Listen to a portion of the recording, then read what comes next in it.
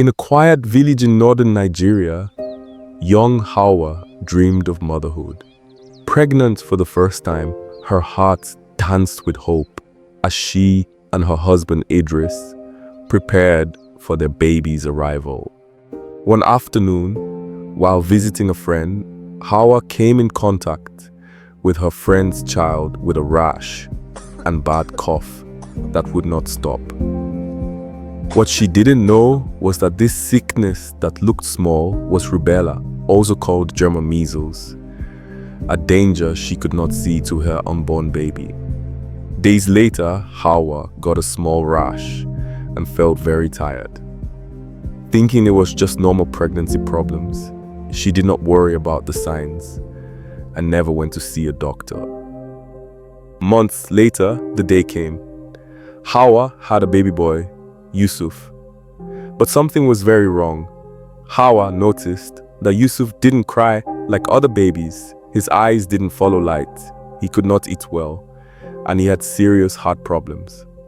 The diagnosis came: Congenital Rubella Syndrome, CRS. Hauwa was shocked by this terrible news. Yusuf was born blind with a hole in his heart, and he couldn't hear his mother's voice or see her. Whispers swept the village. That child is cursed. Others called it fate.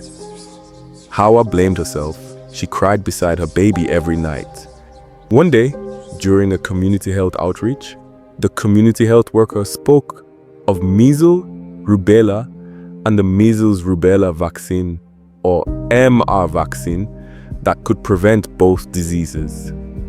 For the first time, Hauwa learned the terrible truth of her son's sickness, that it could have been prevented with a simple vaccine called the MR vaccine. Her pain suddenly had meaning. With trembling voice, she shared her story. Mothers gasped, some wept, fathers leaned forward to listen. Hauwa's pain became a powerful lesson for the entire village.